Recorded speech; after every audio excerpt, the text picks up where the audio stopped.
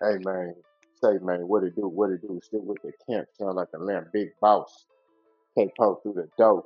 Here to talk to us about the program my soliloquy. Until times don't last, the people do the like the show. Call the minute if I live in the matter. Peak game, peak game. 84s on what's one. Y'all know the routine. Y'all know how this thing go.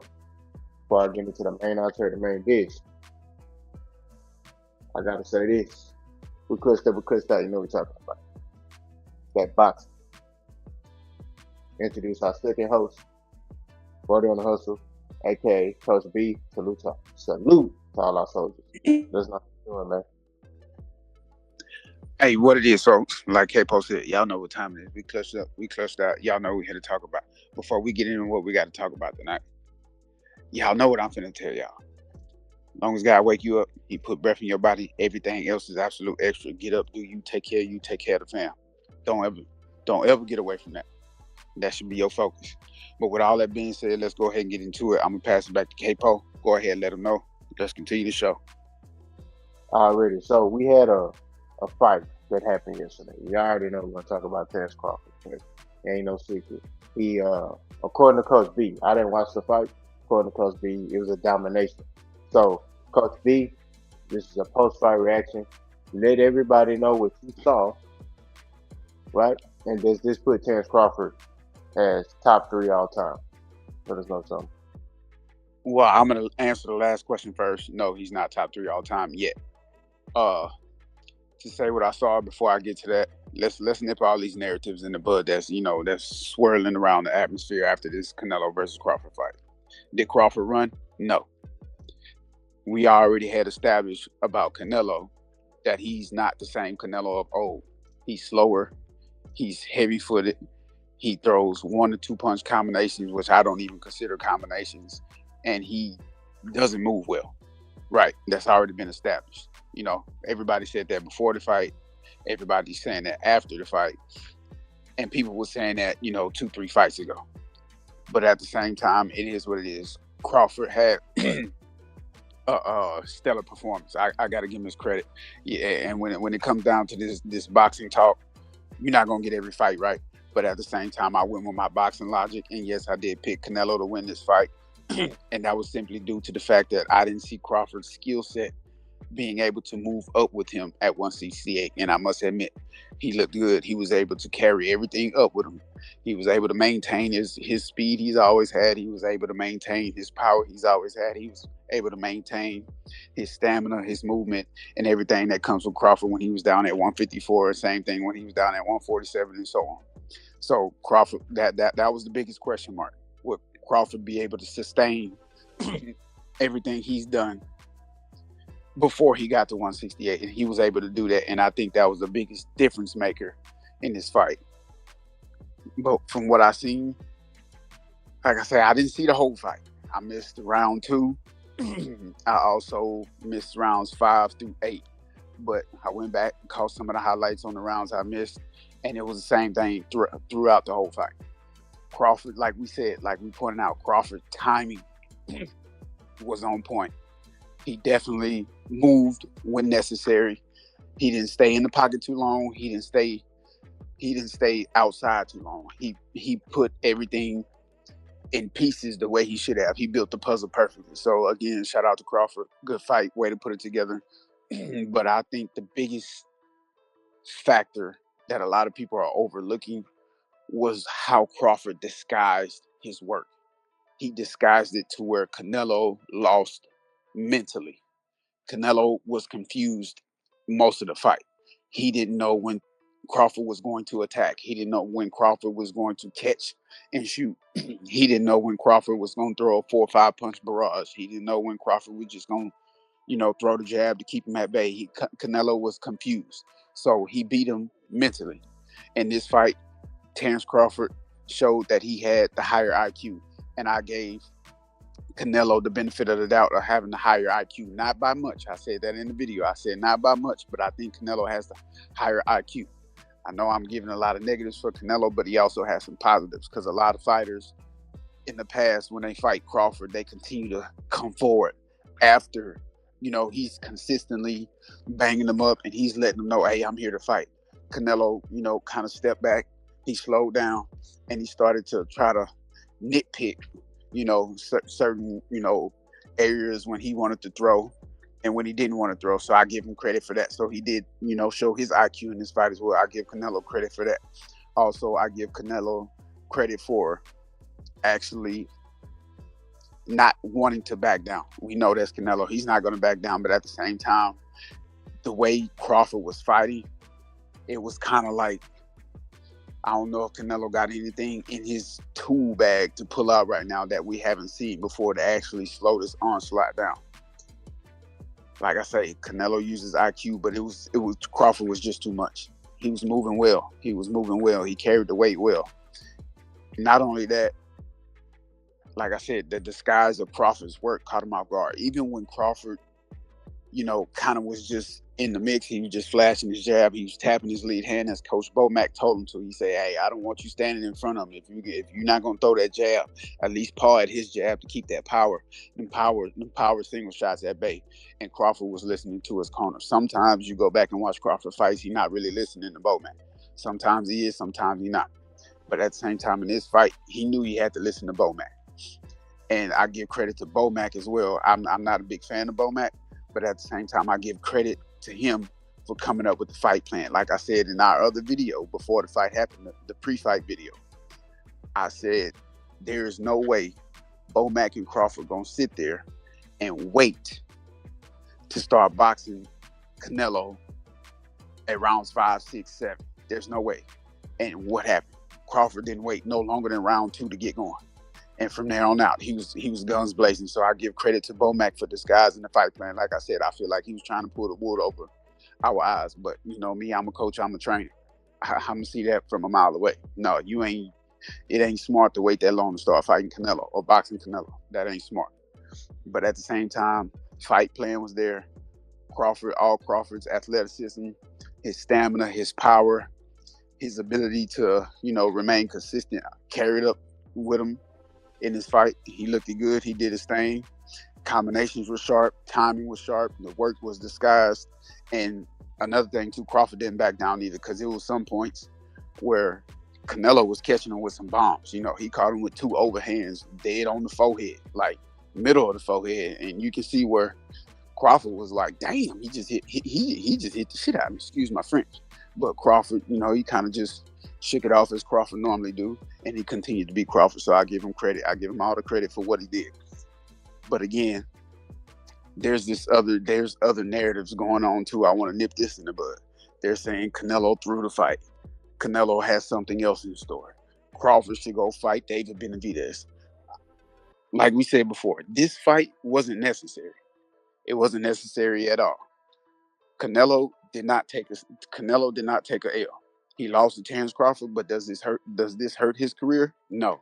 It's a little blemish because you let a smaller guy come up and beat you in that fashion, but at the same time, Crawford can't hurt what Canelo has already done. He's a Hall of Famer. He's going in there. He's one of the greatest Mexican boxers of all time. I think he's number 2 behind how I forget his name right now. Anyways, he's number 2 behind him. My bad, y'all. I got something going on in the background. I'm paying attention. But I think Canelo is the number 2 greatest Mexican boxer of all time. Is Terence Crawford top 3 yet? No. I still think he got some unfinished business. Yes, he's getting the names on his resume. This is helping him solidify who he is. Yes, he's a 3-time undisputed unified champion. I give him credit for that. He's decorated, but I still think he needs to continue the legacy. I don't think Canelo is going to get him all the way over the hill in my eyes and some of the other hardcore boxing fans that's out there. But at the same time, he took a huge step in the right direction, and the way he took the step was the proper way to take the step. So I give him all the credit for what he did. Do I still say Crawford is one of the best boxers in the world? No, because I still seen Crawford be Crawford. He, like I said before, Crawford has only boxed because he's been in the ring with people who forced him to box. Crawford is not a boxer. He can, after seeing that, he can box, but Crawford is not. a natural boxer. He wants to fight. And by him being in the ring with Canelo, He knew he couldn't fight him 12 rounds straight, so he chose to box and he fought him in spurts, which was an excellent game fight plan. Excuse me, and they disguised the work perfectly. So that's what I see in this fight, and that's how Crawford got the dub. And like I say, I give him all the respect. Canelo, I think it's just time for him to retire because he ain't got it no more. It's just not there no more. He been over the hill, and it is what it is. Like he didn't look good. He didn't look good. He didn't move well. The one two punch power combinations is not gonna work for anybody else from here on out. You fell to the same blueprint 3 times at this point. You fell with it. Floyd put out this blueprint. You lost to him. Bivol came with the same type of blueprint, just from a pendulum fighting style, pendulum bounce fighting style. You fell to that, and now Crawford has came out with a mixture of those 2 blueprints, and he's beat you in the same manner. So I don't think Canelo moving forward will see anything different other than what these 3 losses has shown.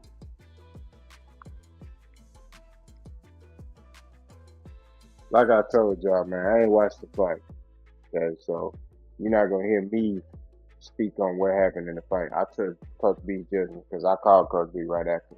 I guess the fight was over because I started getting some messages. Um, like I told y'all, man, I told y'all on my channel, my boxing logic, I was going with Canelo. Who I wanted to win was Terence Crawford. And the reason my boxing logic was because there was a lot of the unknown with Terence Crawford. He's coming up 3 weight classes, basically. Now, granted, he fought at 54, but like I said, he did a brief stint at 54. He fought 1 fight. So I can't say, hey, man, he's coming up too. Excuse me, he's coming up 3 weight classes, right?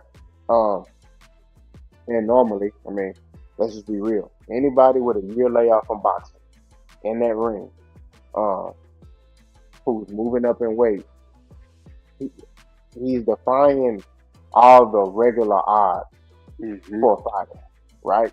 And we just being real. Like that's just like me. I haven't had an amateur fight in 2 years, right? My last amateur fight was in 2023, right? I've sparred here and there, every now and then, but as far as me having an amateur fight where those punches coming a little faster than dudes, so that's just like me trying to come back and I go against the top guy in the state of Texas. You know what I mean? Like, yeah, people applaud me, but at the end of the day, that's still not logical that I'm gonna win that fight, right? Because if this dude is fighting more consistently than I am, it goes against the boxing logic, right? It goes against the norm, right? And for Terence Crawford to defy those odds and still come out victorious against Canelo Álvarez, I applaud him for that. I'm not gonna lie to you. Um, does this change the resume talk? Because there's rumors, well, not rumors, people saying, "Oh, you can't send about his resume no more." It doesn't change anything about his resume. Okay, it don't change anything about his resume. Um, he still has one of the weakest resumes in boxing. It's just he, he's just a great fighter. You know what I mean? We're just gonna be real. He's a great fighter. Canelo, the whole rumor about him throwing the fight, I don't think he threw the fight. I do think Terence Crawford was just better. That's just what it is. You saw the skills. You saw Terence Crawford couldn't really hurt Canelo, according to Coach B.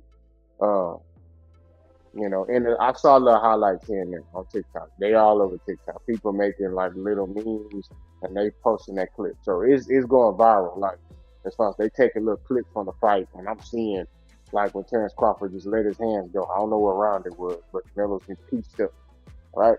So I seen like little memes here and there, but um, Crawford was able to bring his speed up, and it looked like he was able to utilize his skill set. So, you know, hats off to Crawford. Canelo Álvarez, I, Canelo needs to retire, man. Yeah. That's just what it boils down to. Me and Coach been telling y'all, Canelo been throwing a lot of singles his last couple fights. He's been throwing every shot hard, right? And it's easy to prepare for a fighter like that. When you got a guy that every shot is a hard shot, it's easy for you to brace for that. It's easy for you to basically counter him because you got his timing down. You know what he's gonna do. He's gonna throw a hard shot. It's gonna be a single shot. It's not gonna be a combination. Young Canelo used to throw combinations, right? Young Canelo had elite head movement. Nah, his feet were still in quicksand, but at the same time, his upper body was on another level. And I just think Canelo Álvarez got a lot of mileage on his body. He's 35 years old, but he's an old 35 because of the amount of fights he's been in. He's been fighting since he was 15. You know what I mean? That's what it is. It don't take away from Crawford when we say that. Though. I'm not sitting here saying, "Oh man, Crawford only won because Canelo was old." You know, I'm saying that Crawford was just better. That's what it boils down to. Now, do I think that he would have beat a young Canelo? No, right? I'm just being real. But I'm not sitting here saying that's the only reason. There are other deciding factors. I feel like Canelo's game, his fight plan was poor. I feel like what Eddie Reynoso was telling him to do was not effective. You know what I mean? That's just from what I saw. I was expecting Canelo to make more deposits to the body, right? When you're in there with a smaller guy, you want to land to the body. You want to hit the hips. You want to hit, and for some reason, from what I was told, he wasn't doing it, right? In the little clips that I saw, he wasn't doing it. So, um, I just think that, Canelo just needs to go ahead and retire. And this is embarrassing for Canelo, right? And this segueing off into the next topic. Coach, do you feel like, because I feel like, man, in my opinion, I heard what you said, like, hey, man, about, this is the whole Canelo losing to Crawford. I feel like, in a sense, it is bad because he should have fought David Benavidez, right? So I guess my question to you is it bad in a sense because he lost to Crawford instead of going to face David Benavidez, a guy he could have passed the torch to and lose to him? It wouldn't affect him as bad, right? If I'm making sense. So I guess the question I'm asking is, should he have fought David instead of selling his soul and fighting Crawford? I don't know something. Yeah, most definitely. Even though now after this, if Crawford gonna do you like that, David Benavidez, excuse me, he gonna wash Canelo after seeing what Crawford can do. I dare say David Benavidez will knock Canelo out. But at the same time, from this aspect, from this point of view, him going up there and getting beat by Crawford in this manner, yes, it is, a slight embarrassment, because you could, like you said, you could have went and fought David Benavidez, gave the next greatest Mexican fighter in line his opportunity to take over, and you could have rode off in the sunset. Regardless, you still would have made some money. People love David Benavidez just as much as they love Terence Crawford. So you could have passed the torch to the next greatest Mexican fighter and leave that to Crawford to go up there and handle David Benavidez. But no, you chose to lose to Crawford, which is kind of a backfire on you, because Crawford was already, in a sense, trying to,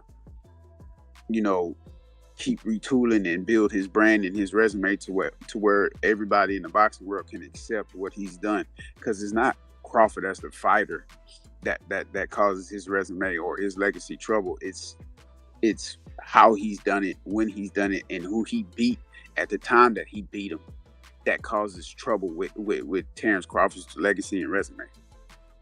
And like I say, I'm not a hater. I don't want to sound like a hater, but at the same time, like I said in the beginning of the video, people were saying this 2 fights ago, before Canelo and Crawford even brought up the fact about fighting, that Canelo was over the hill. He was slow. He was diminished. He's throwing single power shots. He's in quicksand, even though he's already been in quicksand. His hand speed is slower. His head movement is slower. So at the same time, not to take anything away from Crawford, I feel like this is Crawford still being Crawford in a sense. But at the same time, he went and beat the face of boxing. The way he beat the face of boxing gives him credit to say, hey, y'all can't say nothing to me as of right now. I went and took out y'all guy. This is the guy y'all call the face of boxing. I went and beat him with authority, with great mannerisms. I beat him boxing. I beat him at his game as well too. I stood in the pocket for 30 seconds and I wanted to see what he wanted to do, but he couldn't do nothing with me. So at the same time, yes, it is a slight embarrassment on Canelo's behalf, because like we said, you could have passed the torch to David Benavidez, and your Mexican fans would have been like, okay, cool. At least he went in there and lost to another Mexican fighter. And now we have our next guy we can watch for the next 5 or 6 years until we get another Mexican fighter come up. And hopefully David Benavidez is able to pass him the torch if he can make the same weight, or he can get up there and present an opportunity, but at the same time, no, you took this L to Crawford and you took it in a bad way. It was like I said, the skill set was there for Terence, but mentally he literally beat Canelo into submission. He mentally beat him into submission. It was times where you could see Canelo was thinking. Now, when I say thinking, like I said before, it's positive thinking and it's negative thinking. Canelo was thinking negatively. Canelo wasn't even into the fight. Some rounds he was just kind of walking around. He was trying to, and not only that, he was trying to switch it. What? Just because you spar Boost one time, you want to switch it? What are you doing? What are you switching for? Since when did you try to throw a combination and go southpaw? I've seen that a couple times from him. Like, why are you doing it? People probably didn't even catch that. I'm like, okay, yeah, that's how I know he was beat mentally. A lot of people probably didn't even catch that, but I seen it a couple times. He was trying to throw a combination. Well, he was trying to let his hands go, and he was trying to switch it in the midst of it, and it was a couple times. Terence Crawford caught him good while he was doing that, and I mean, when I say he caught him good, pause no freakies in full effect. He caught him good. Probably one of the biggest memes that's going around right now. When he caught Canelo, just before that, Canelo was about to try to step forward, walking into a southpaw stand, and Terence Crawford said, "Nah, bro, you ain't finna do that." Pow pow, and he turned around. Canelo had to look back at him like, "Dude, damn, you had to hit me like that."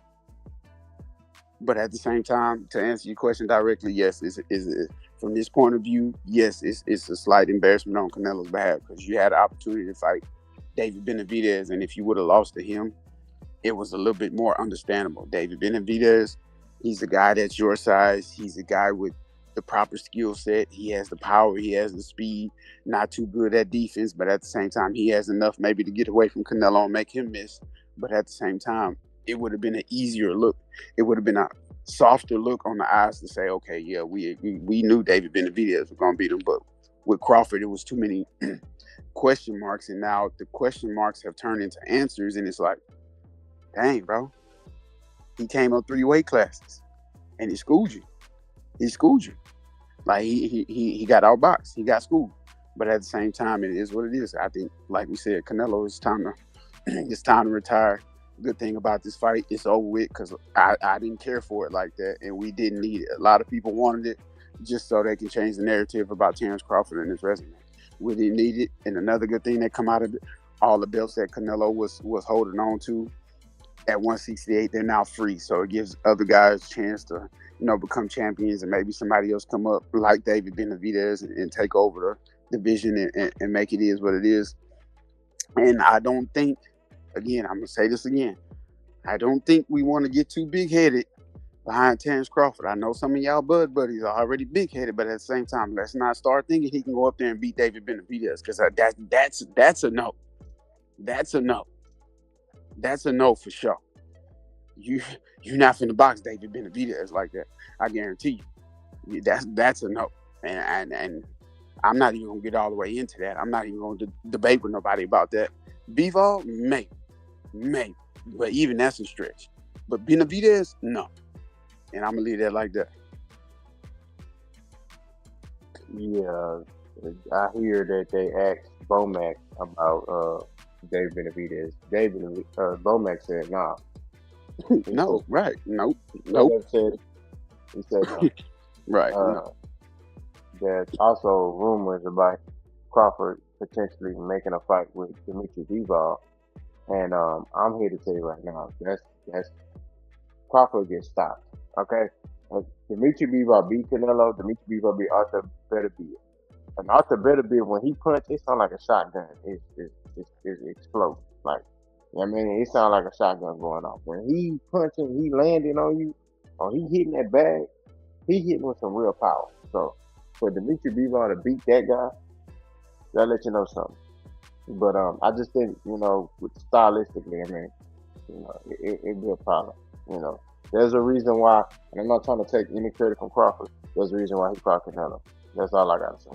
Anything else you want to say? Nah, that'll be it. I just want to say again, y'all know who I picked to win this fight, but at the same time, I mean, we told you before, we not scared to be wrong here on Clutch Factory. This is what we do. When you in tune with the sport of boxing, you make predictions, you live and you die with them. It is what it is.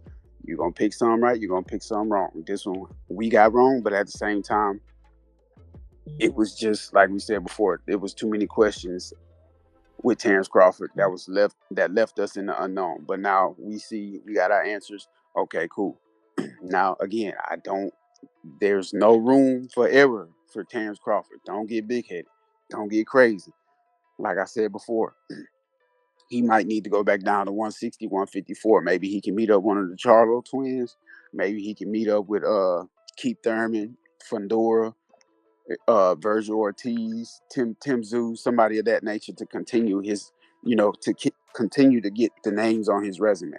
But staying at 168, I don't think that's his best bet because now the guys are going to gun for him. Just like they was gunning for Canelo, staying at 168 is not your best bet because what you did to Canelo, there's not too many 168 pounders you're going to do that to. And I'm just here to let y'all know. Don't get too big headed.